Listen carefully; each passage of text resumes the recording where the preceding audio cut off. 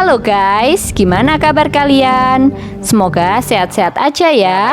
Kembali lagi di Asfi Channel. Di video kali ini aku akan membahas alur film horor dari Thailand yang berjudul The Medium. Film ini baru saja dirilis di tahun 2021.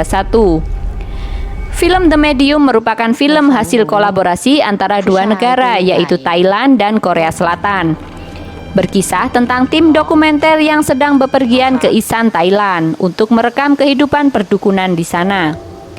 Kelompok tersebut memiliki narasumber utama yaitu bernama Nim, yang merupakan seorang dukun dan mengaku dirasuki oleh roh bayan, yaitu dewa yang disembah oleh penduduk setempat.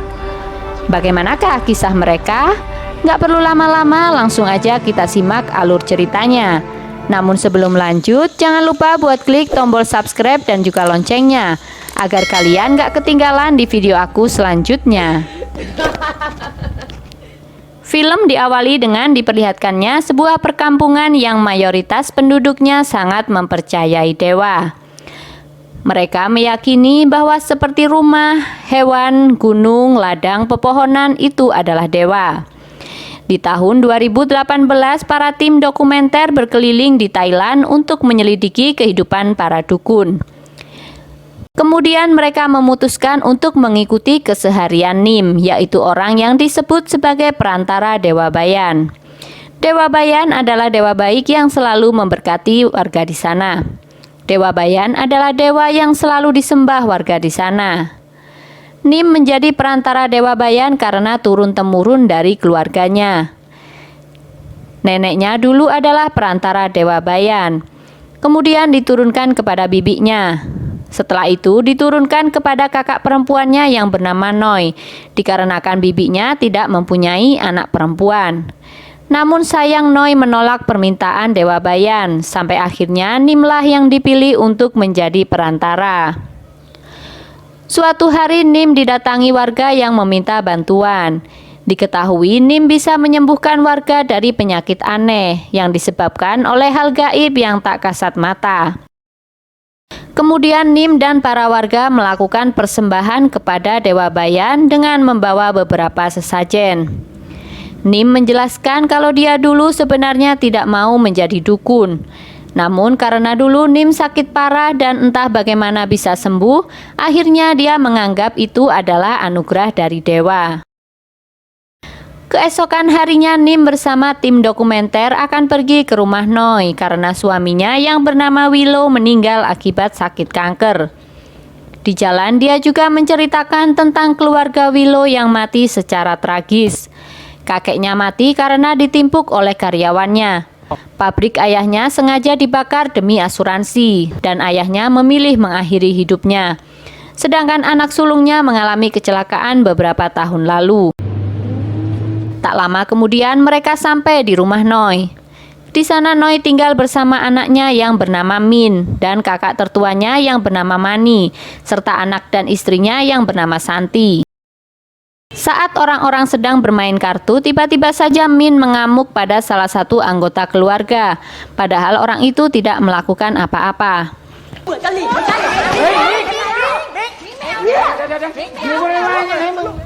Selang beberapa waktu, Nim melihat Min yang aneh karena sedang terdiam sambil memandangi sosok nenek buta, yang seolah-olah nenek itu juga memandang Nim, kemudian nenek itu pergi.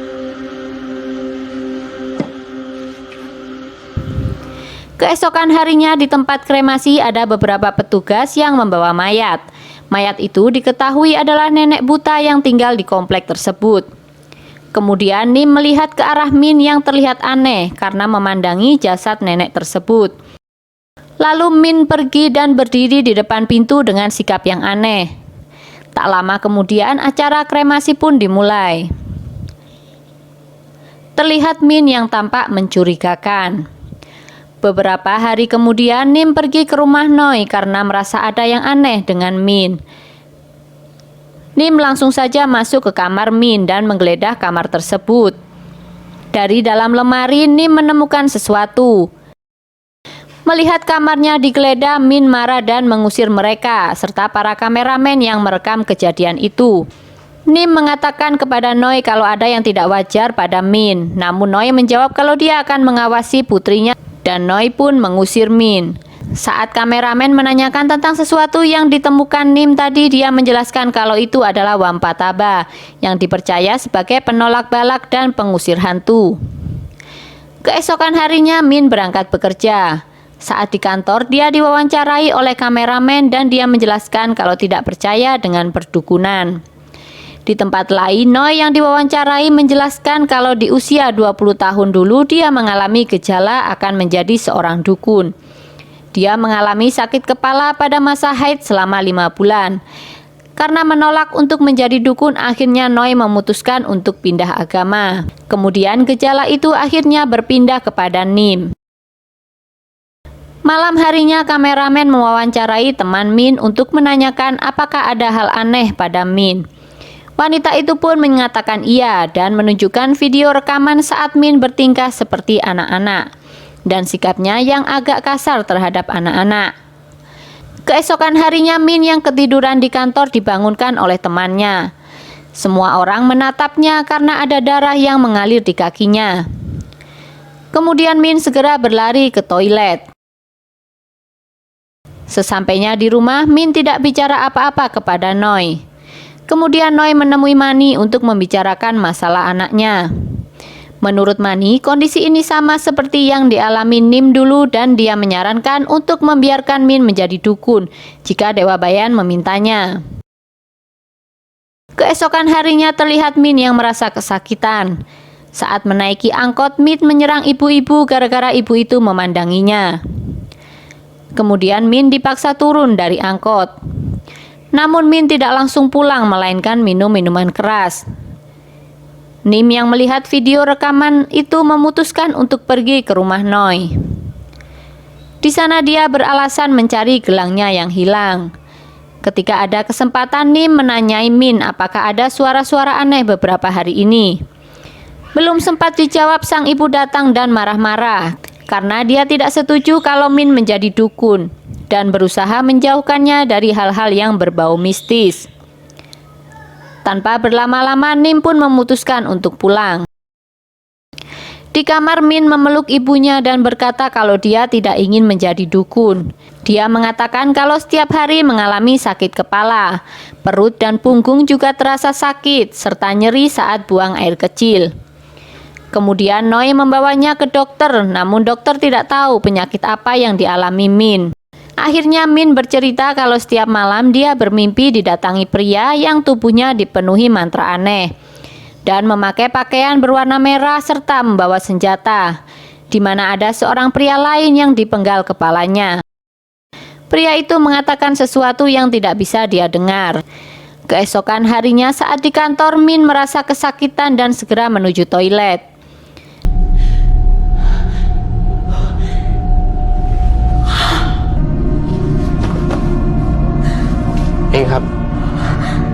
Beberapa saat kemudian Min dipanggil atasannya dan masuk ke ruangannya. Entah apa yang dibicarakan atasannya hingga membuat Min marah dan segera meninggalkan kantor.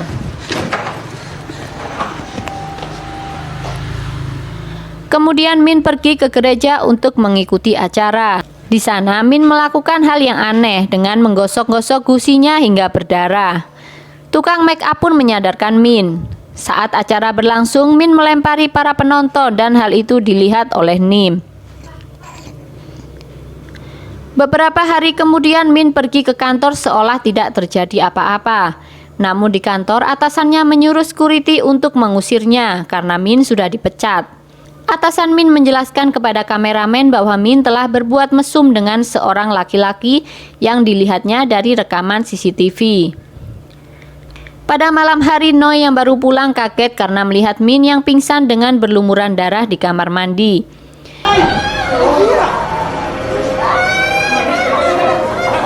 Kemudian Min dilarikan ke rumah sakit. Nim datang ke rumah sakit, kemudian Noi menyuruh Nim melakukan ritual untuk putrinya. Namun Nim menolaknya karena yang merasuki Min saat ini bukan Dewa Bayan melainkan dewa jahat. Tak lama kemudian Nim meninggalkan ruangan bersama Mani. Mereka pergi ke rumah Noi dan memasuki kamar almarhum Mike. Saat melihat foto mesra Mike dan Min, akhirnya Nim menyadari kalau cinta terlarang itu yang membuat Mike bunuh diri. Keesokan harinya Nim pergi ke tempat Mike bunuh diri dulu dan berdoa di sana. Angin bertiup kencang di sana. Nim meminta arwah Mike supaya tidak mengganggu Min.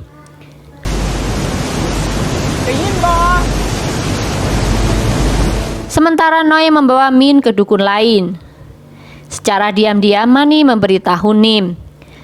Saat ritual dijalankan, tiba-tiba Nim datang dan menggagalkan ritual tersebut. Karena berbahaya jika ada makhluk lain yang merasuki Min. Lalu tiba-tiba saja Min menyerang ibunya dan berlari. Anehnya Min menghilang tanpa jejak. Malam hari pun mereka melakukan pencarian Min, namun tidak berhasil menemukannya. Noi yang berada di rumah sakit merasa sedih. Beberapa hari kemudian Nim membawa Noi ke tempat penyembahan Dewa Bayan. Karena Noi harus meminta maaf dan menerima Dewa Bayan agar Min bisa kembali. Malamnya mereka mengumpulkan barang-barang aneh yang ada di kamar Min. Nim, บิ่งของจังซี่มันก็เอาไว้ใต้นอนติ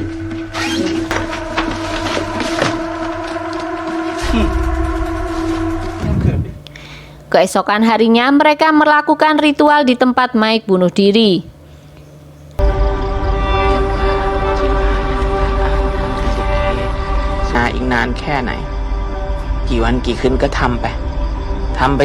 Di tempat lain ada seorang sopir taksi yang mengaku pernah melihat Min di suatu tempat dan sempat merekamnya.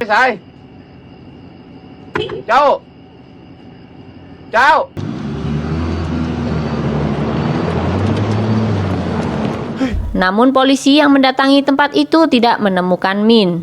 1 bulan telah berlalu, namun Min belum juga ditemukan. Suatu hari saat Nim melakukan ritual, telur yang dipecahkan berwarna hitam. Dan akhirnya dia menyadari bahwa semua yang terjadi tidak berhubungan dengan Mike. Nim kemudian pergi ke tempat yang pernah dibicarakan sopir taksi waktu itu.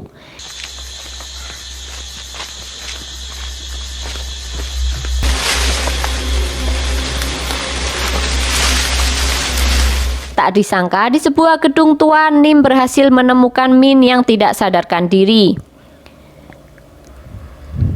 Kemudian Nim membawa Min ke rumah sakit. Beberapa saat kemudian Nim pergi ke tempat pemujaan Dewa Bayan.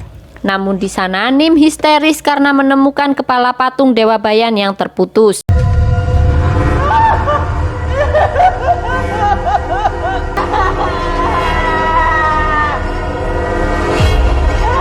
Sementara Min yang sudah berada di rumah kerasukan. Dia mengatakan bahwa dirinya adalah Dewa Bayan.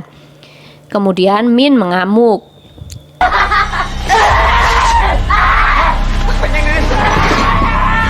Saat itu juga Nim melakukan ritual dengan memasukkan jari Min ke dalam air dan ada cairan hitam yang keluar.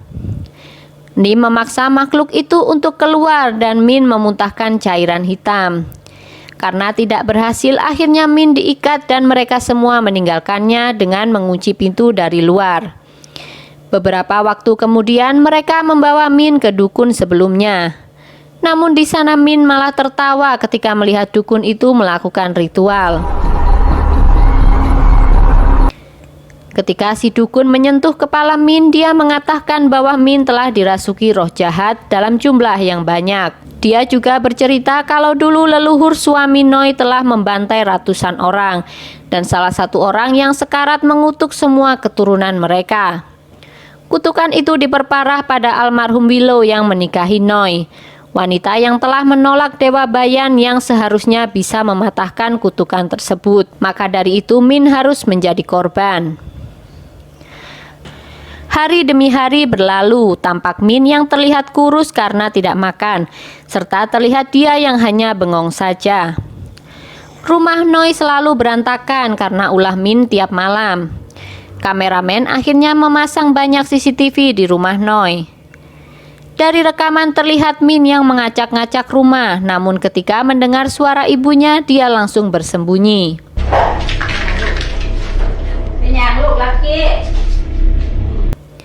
Jika ibunya sudah tidur lagi, Min beraksi kembali.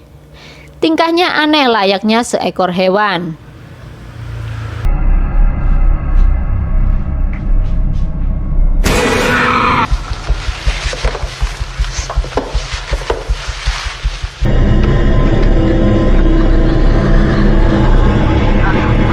Rekaman itu dilihat oleh Noi dan Mani.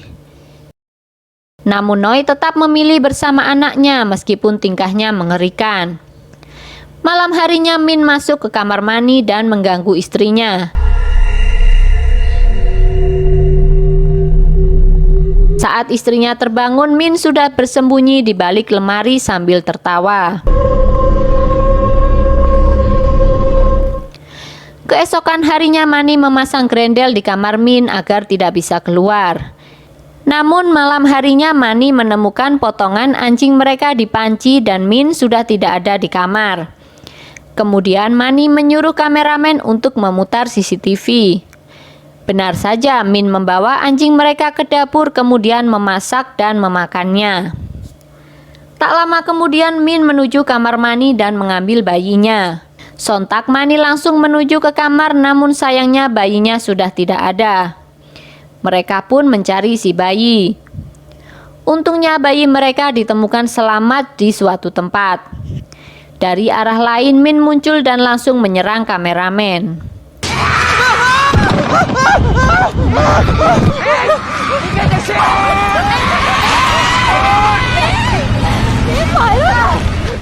Keesokan harinya Noi mendatangi rumah Nim, namun tidak ada jawaban dari Nim.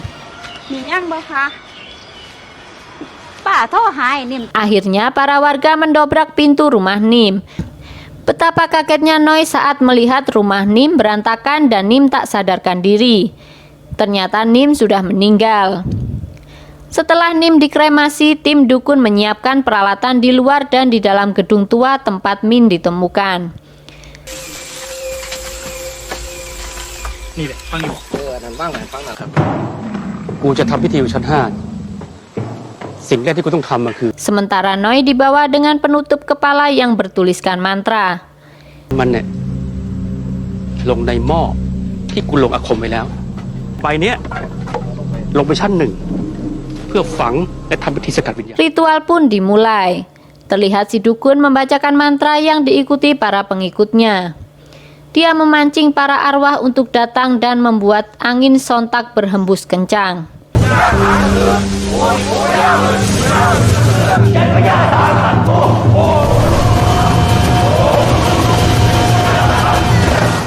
Sementara Min yang berada di rumah berteriak histeris. Noi mengeluarkan darah dari tubuhnya dan memuntahkan cairan hitam kemudian pingsan. Min yang berada di kamar berteriak untuk dibukakan pintu.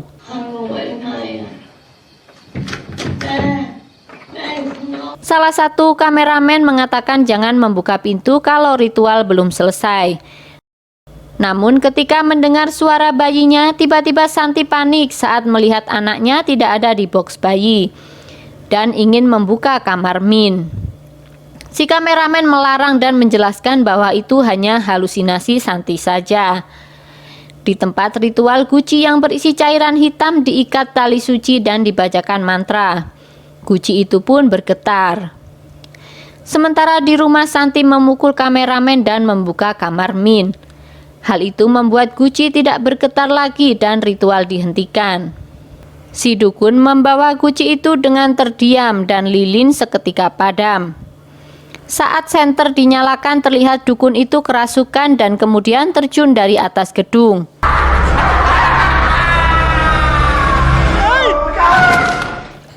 Di rumah, Santi menanyakan kepada Min di mana anaknya, namun Min malah menyerangnya hingga tewas.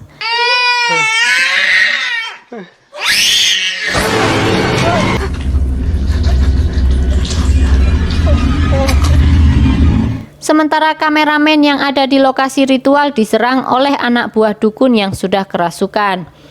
Namun yang satunya berhasil lari setelah melihat temannya tewas. Di rumah, satu kameramen juga sudah tewas diserang Min. Namun yang satu masih bersembunyi sambil merekam kejadian di rumah. Terlihat Min yang memakan bayi Santi dan kameramen yang bersembunyi akhirnya ketahuan juga. Dari kamera terlihat Min yang masuk dan langsung menyerang kameramen tersebut hingga tewas. Di bangunan tua, Mani mencari Noi yang memanggilnya. Noi mengatakan kalau kini Dewa Bayan sudah bersamanya sambil tertawa. Dia meminta ritual untuk dilanjutkan. Kameramen yang kabur ke dalam hutan diserang oleh beberapa anggota dukun yang sudah kerasukan. Namun dia masih bisa kabur. Sampai di sudut hutan, mereka yang akan menyerang kameramen tiba-tiba berhenti karena ternyata Min sudah muncul di belakang kameramen dan mengatakan akan memakannya.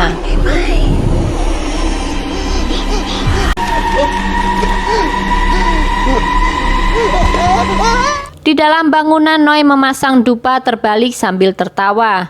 Di saat itu juga semua orang kerasukan kecuali kameramen. Tak lama kemudian segerombolan Min datang dan kameramen segera berlindung sambil merekam kejadian tersebut. Kemudian terlihat Min dan ibunya sedang berbicara. Ibunya menyuruh arwah itu keluar dari tubuh anaknya dengan membacakan mantra. Karena tidak mempan, akhirnya Noi diserang oleh Min.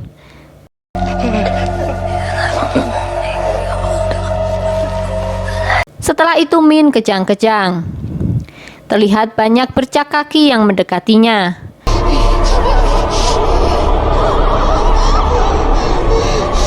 Kemudian Min menyiram ibunya dengan bensin. Saat akan menyalakan api, dia melihat kameramen dan menyerang kameramen itu hingga tewas.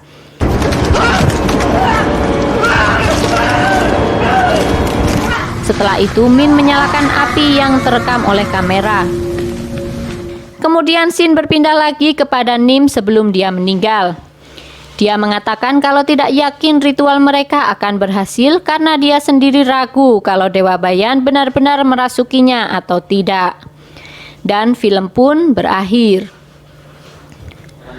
Oke guys, sampai di sini dulu alur cerita film dari Asfi Channel. Jika kalian suka, jangan lupa buat like video ini. Sampai ketemu lagi di video selanjutnya. Bye bye.